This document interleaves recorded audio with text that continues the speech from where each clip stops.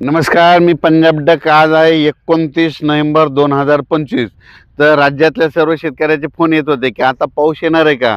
राज्यातल्या सर्व शेतकऱ्याला सांगू इच्छितो की काय झालं, एक आंध्र प्रदेश, तामिळनाडू, कर्नाटक, केरळ ह्या पट्ट्यामध्ये एक चक्रीवादळ घोंघावतंय. तर त्याचं नाव आहे टिटवा. ते चक्रीवादळ काय होणार आहे, इकडं छत्तीसगडकडे जाणार आहे. ते छत्तीसगडकडे जात असल्यामुळं महाराष्ट्रामध्ये फक्त ढगाळ वातावरण राहणार आहे, पाऊस काय येणार नाही. म्हणून सर्वप्रथम महाराष्ट्रातल्या शेतकऱ्यांनी हा अंदाज घ्यायचा. मग पाऊस कोणत्या राज्यात पडणार आहे?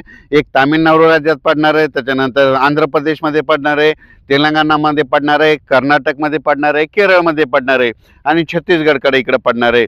म्हणून हा अंदाज घ्यायचा. पण महाराष्ट्रात मात्र त्याचा काही फारसा परिणाम जाणवणार नाही.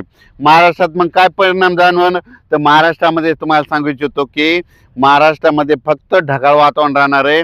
म्हणजे उद्याच्याला 30 नोव्हेंबर, 1 डिसेंबर, 2 डिसेंबर 2025 ह्या 3 दिवसामध्ये चांगलं असं ढगाळ वातावरण राहणार आहे. असं वाटेल की मराठवाड्यातल्या लोकांना आता आभाळ आलं आणि पाऊसच येतोय का. पण काही चिंता करू नका, पाऊस काय येणार नाही. द्राक्ष बागायतदारांना एक सांगू इच्छितो की की सध्या काही पावसाचं वातावरण नाही, फक्त ढगाळ वातावरण राहणार आहे. पण हे ढगाळ वातावरण राहत असल्यामुळं राज्यामध्ये धुकं राहणार आहे, धुळी राहणार आहे, धुराळी राहणार आहे. म्हणून हा अंदाज लक्षात यायचा.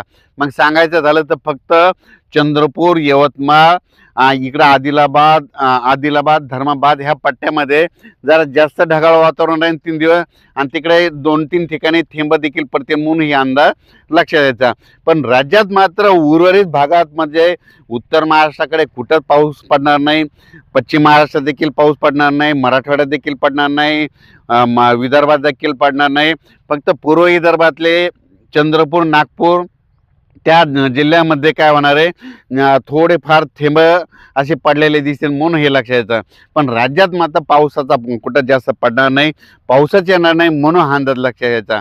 राज्यातल्या सर्व शेतकऱ्याला सांगू इच्छितो की याच्यामध्ये फक्त ढगाळ वातावरण असल्यामुळे दिवसा देखील धुकं धुई राहणार आहे. दिवसा देखील असं वातावरण धुकं पडल्यासारखं असं दिसणार आहे. म्हणून हे लक्षात यायचं. उत्तरेकडून वारं सुरू होत असल्यामुळं परत राज्यामध्ये काय होणार आहे, परत थंडीला सुरुवात होणार आहे. म्हणून हा अंदाज लक्षात द्यायचा. मागं जसा पडला तेवढा काही मोठा पाऊस पडणार नाही.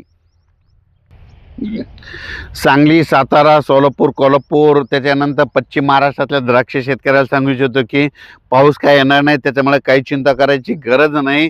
फक्त ढगाळ वातावरण राहणार आहे, त्याच्यामुळे धुकं राहणार आहे. म्हणून हे अंदाज लक्षात घ्यायचा. डाळिंब शेतकऱ्याने अंदाज लक्षात घ्यायचा, वेलवर्गीय पिकावाल्याने अंदाज लक्षात घ्यायचा. आणि ज्यांच्याकडे हरभरा असेल तर माझी सर्व शेतकऱ्याला विनंती आहे, तुम्ही पेरला असून पेरल्यापासून 15-20 दिवस असेल तर तुम्ही पाणी सुरू करा. कारण की सुरुवातीला काय करा, 5-5, 7-7 घंट्याचं, 5-5, 4-4 घंट्याचं ओलीला ओल जाईपर्यंत पाणी द्या, आणि त्याच्यामुळे तुमचा हरभरा देखील चांगलं जोमात येणार आहे. त्याच्यानंतर ऊस कारखानदार, जे ऊस तोड कामगारासाठी आनंदाची बातमी, राज्यात पाऊस येणार नाही, फक्त ढगाळ वातावरण राहणार आहे. म्हणून घाबरायचं नाही. वीट उत्पादक लोकांसाठी आनंदाची बातमी, पाऊस काय येणार नाही, त्याच्यामुळे तुमचे धंदे सुरळीत चालणार आहे. म्हणून हे अंदाज लक्षात घ्यायचा.